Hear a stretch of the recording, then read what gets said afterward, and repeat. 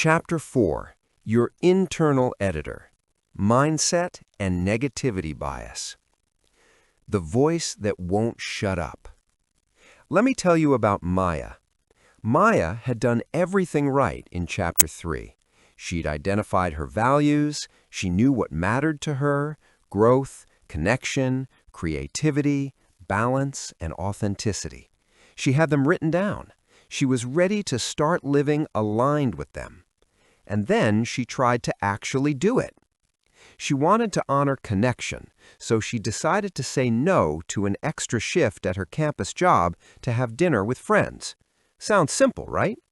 But the moment she sent the text declining the shift, her brain went into overdrive. You're being irresponsible. You need that money. What if there's an emergency? Everyone's going to think you're flaky. You should be working harder. Other people would kill for that job. You're lazy. You're failing. You're being irresponsible. You need that money. What if there's an emergency? Everyone's going to think you're flaky. You should be working harder. Other people would kill for that job. You're lazy. You're failing. She ended up canceling dinner and taking the shift, and then spent the entire shift feeling resentful and miserable. I know my values, she told me later. I know what I want. But every time I try to act on it, this voice in my head tells me I'm making a mistake. And the voice is so loud, so convincing, that I just cave. You know this voice. We all do. It's the internal editor, the critic, the voice that tells you you're not enough, you're falling behind, you're doing it wrong, you're going to fail. And it's sabotaging every attempt you make to live according to your values. The wall you keep hitting. You've defined your values now. You know where you want to go. You have your compass. But every time you try to act intentionally, to make choices aligned with what actually matters to you, you hit a wall of self-doubt, anxiety, worry, criticism, fear. Where does this constant internal critique come from? Why is it so relentless? And why does it always seem to win? The answer lies in your fundamental design.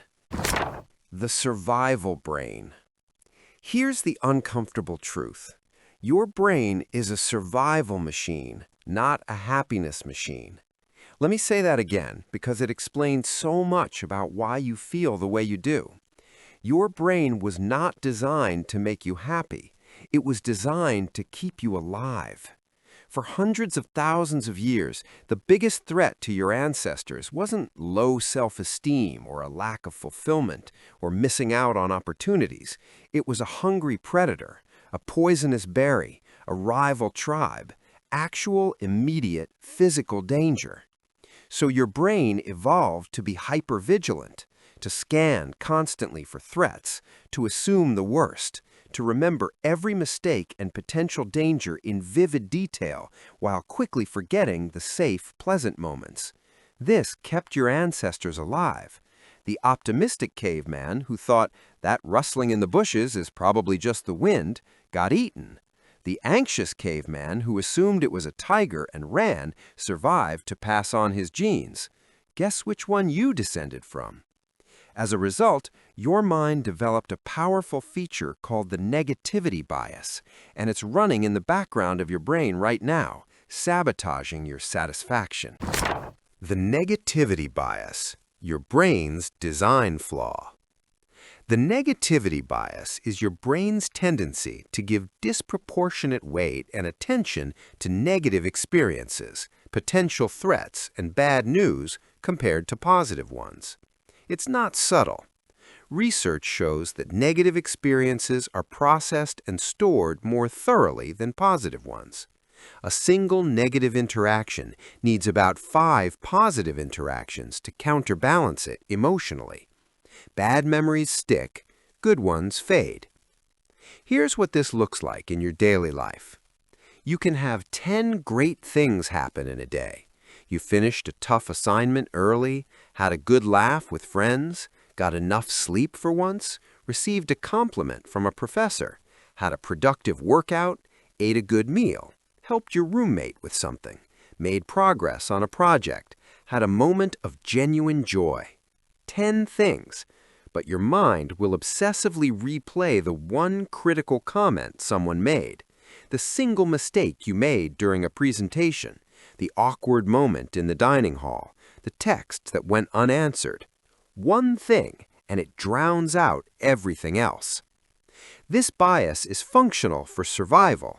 If there's a 90% chance you'll be safe and a 10% chance you'll be eaten by a tiger, your brain better focus on that 10%. But it's devastating for satisfaction. The internal editor at work. The negativity bias turns you into an active internal editor, perpetually looking for flaws in yourself, your performance, and your future. It's the voice that says, "That presentation was terrible. Everyone thought you were incompetent. You'll never be good at public speaking." Even though 3 people complimented you afterward and the professor gave you an A. You shouldn't have said that in the conversation. They definitely think you're weird now. You always say the wrong thing. Even though the conversation flowed naturally, and they texted you later to hang out. You're so behind. Everyone else is more prepared, more accomplished, more together than you. Even though you have no actual evidence of this, and most people are just as anxious and uncertain as you are. The editor is relentless. It never takes a day off. It never says, "You know what? You did great today. Take a break." And here's the most insidious part. The editor sounds exactly like you. It uses your voice, your reasoning, your logic, so you believe it. You don't think, "Oh, that's just my negativity bias acting up." You think, "That's the truth. That's reality. I really am falling behind, failing, not good enough." The college anxiety loop. The negativity bias doesn't just exist in a vacuum. It thrives in certain environments. And unfortunately, the college environment is basically a petri dish designed to grow it. Here's how the college anxiety loop works. Stage 1, comparison and scarcity. You scroll through social media. Your brain, wired for survival and threat detection, immediately filters the information through a negative lens. You don't notice the hundreds of ordinary moments people are having. You notice only the achievements. Someone landed an internship. Someone got accepted to a program. Someone's relationship looks perfect. Someone got an award. Your brain instantly triggers the thought, "I am falling behind." Not "they're doing well," not "good for them," but "I am losing." Because to your survival brain, someone else's success is a threat to your resources, your status, your survival chances in the tribe. It's not rational, but rationality has nothing to do with it. The college anxiety loop. Stage 2, catastrophic forecasting. You get a B on a paper. Not even a bad grade, a B. But your brain doesn't process it as a satisfactory grade on one assignment. Your brain immediately jumps to the worst possible future. This means I won't get an A in the class, which means my GPA will drop, which means I won't get into grad school, which means I won't get a good job, which means I'll disappoint my parents, which means my entire future is ruined. 1B. And in the span of 30 seconds, your brain has forecasted total life failure. This is catastrophic thinking, and your brain does it automatically, instantly, constantly. The college anxiety loop. Stage 3, rumination and replay. Instead of studying for the next test or working on the next assignment, the things that would actually help, you spend hours replaying past mistakes.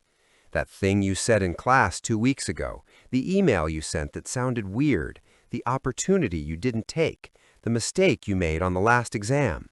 You replay it over and over, each time finding new layers of failure, new evidence that you're inadequate. This is rumination, and it's utterly unproductive. You're not learning from the mistake or planning how to do better. You're just torturing yourself. Meanwhile, the present moment, where you could actually take action, slips away. The loop traps you. These three stages feed into each other, creating a vicious cycle.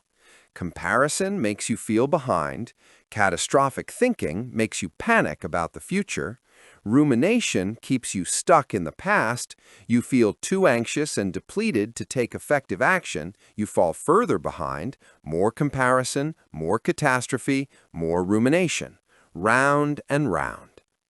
This loop traps you in a reactive state, overriding your carefully chosen values and making intentional action, that crucial 40%, feel impossible. You're spending all your mental energy fighting perceived threats instead of building your life. Remember Maya? This was her exact loop. She wanted to honor connection, but her brain kept screaming about scarcity. You need that money. Catastrophe. What if there's an emergency? And past failures. You're always irresponsible with money. The loop won. The values lost. Until she learned to interrupt it. You are not your thoughts.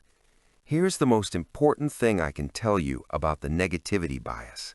You can't eliminate it, but you can learn to manage it. The first step, the most powerful step, is to recognize that you are not your thoughts. Read that again. Really let it sink in. The anxious thoughts are not you. The self-criticism is not you. The catastrophic forecasts are not you. They're noise. They're faulty alarms triggered by a survival-focused brain that thinks you're still living in a world with tigers. You don't have to believe every thought your brain produces. You don't have to obey every anxious impulse. You don't have to accept the internal editor's narrative as truth. There's a gap, a tiny space between the thought arising and your response to it. And in that gap, you have power. Name it to tame it, a simple cognitive tool. The psychological technique to disarm these alarms is elegantly simple.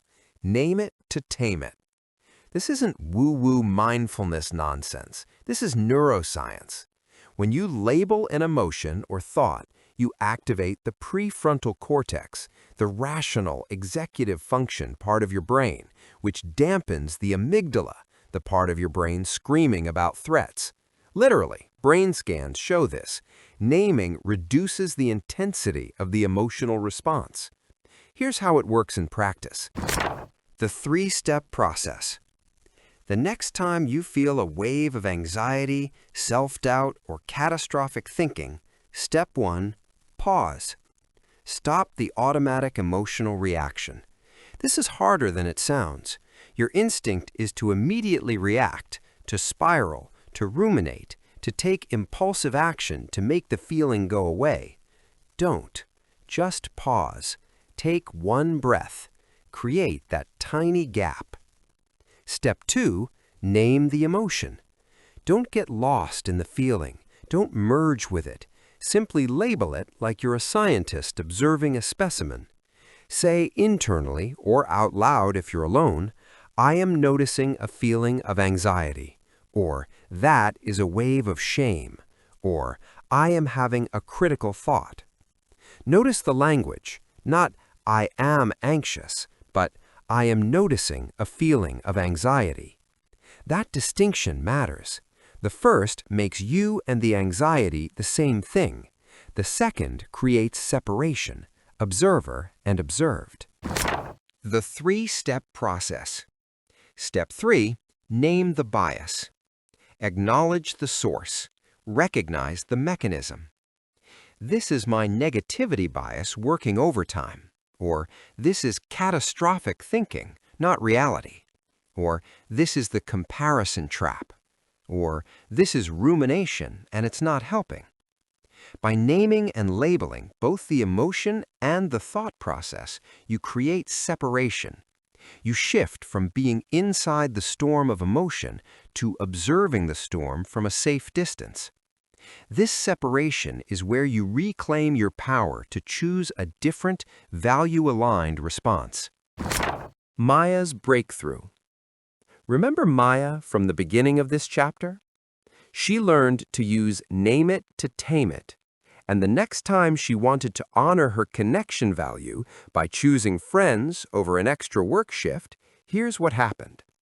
The voice started, "You're being irresponsible. You need that money." But instead of automatically believing it and caving, she paused. She said internally, "I'm noticing anxiety. This is my scarcity thinking. This is catastrophic forecasting." The anxiety didn't disappear, but it lost some of its power. It went from a 10 to about a 6. And in that reduced intensity, she had space to ask, is this actually true? Do I need this specific shift, or is my brain just freaking out? She checked her bank account. She had enough for the month. The emergency her brain was catastrophizing about was imaginary. She declined the shift. She went to dinner with her friends, and she felt good about it. Not because the anxiety went away. It didn't, not completely, but because she didn't let it make her decision. She named it. She tamed it. She chose her value. That's the power of this tool. The practice of evidence, fact-checking your brain. Naming and labeling the emotion is step one, but your internal editor is persistent. It will keep arguing its case. It will keep presenting evidence of your inadequacy and impending failure. So you need to fact-check it. Your internal editor needs to be cross-examined like a hostile witness. When you catch yourself in the negativity bias, challenge the catastrophic forecast by deliberately seeking counter-evidence. This isn't about toxic positivity or pretending problems don't exist. It's about balance, about forcing your brain to acknowledge the full picture instead of just the 10% threat. Here's how it works. The evidence table. When you notice a catastrophic or self-critical thought, write it down. Then actively search for evidence that contradicts it. This table shows 3 examples on how to do it. Write down the worry, the fact check, and your conclusion. The worry. I'm completely falling apart and cannot handle this workload. The fact check. I submitted 3 assignments on time. I had a productive study session Tuesday. I reached out to a professor for help when I was confused. I made it to all my classes. Conclusion. I am struggling, but I am capable and taking effective action. The worry. Everyone else has their life figured out. The fact check. I had a conversation with a friend who admitted they changed their major 3 times. My roommate is also anxious about their job search. That person I thought was perfect posted about failing an exam. Conclusion. Struggle and uncertainty are part of common humanity. I'm not uniquely failing. The worry.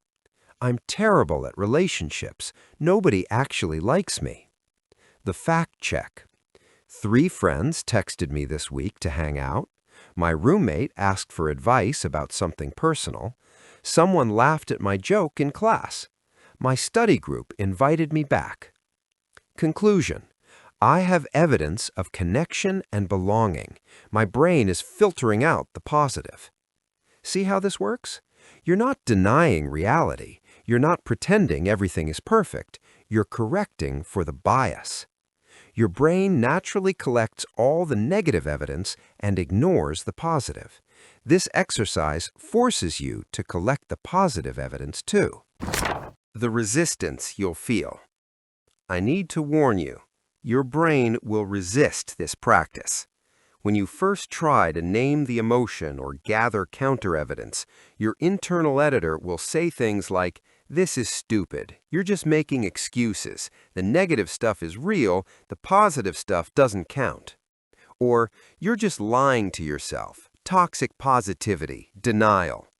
This is the negativity bias fighting back. It doesn't want to be managed. It wants to run the show. But here's the thing. By actively seeking and acknowledging the positive facts, not making them up, but actually noticing them, You force your brain to allocate some of that precious 40% energy toward resilience and realistic self-assessment rather than constant self-sabotage. You're not being naive, you're being balanced. You're not ignoring problems, you're refusing to magnify them beyond proportion. You're not pretending you're perfect, you're acknowledging that you're capable. The shift in power. Here's what happens when you consistently practice name it to tame it and the practice of evidence. The internal editor doesn't disappear. The negativity bias doesn't go away. The anxious thoughts still arise, but their power over you diminishes. Instead of automatically believing every catastrophic thought, you start to recognize them as patterns, as noise, as the predictable output of an anxious brain doing what anxious brains do. And in that recognition, you have choice.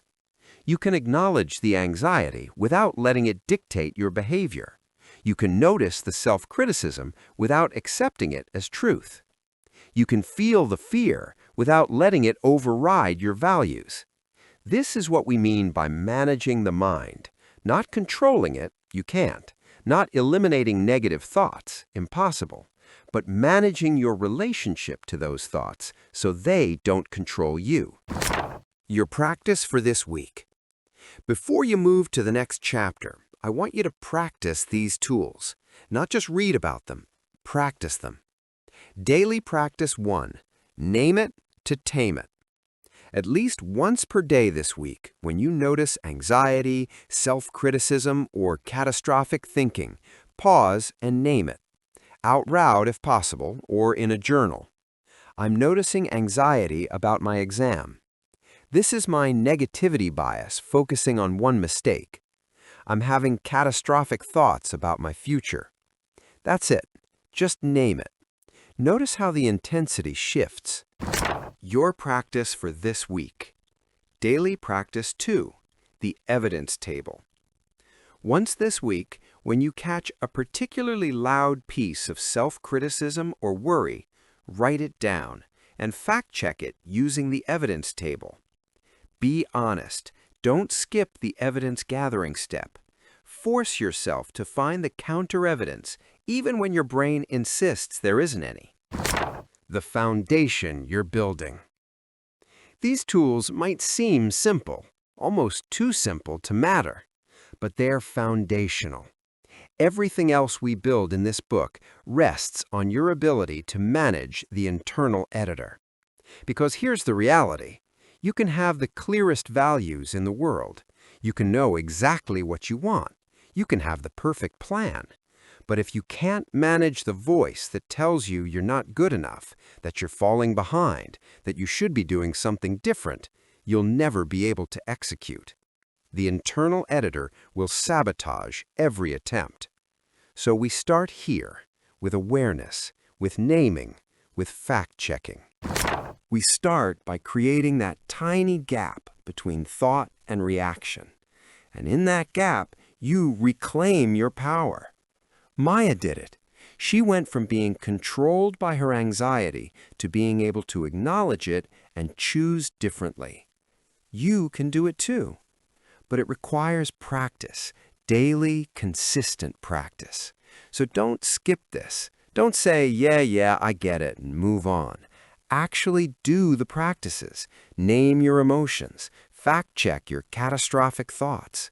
Because the mind that sabotages your alignment isn't going anywhere, but you can learn to quiet it enough to hear yourself again. And that's when the real work begins.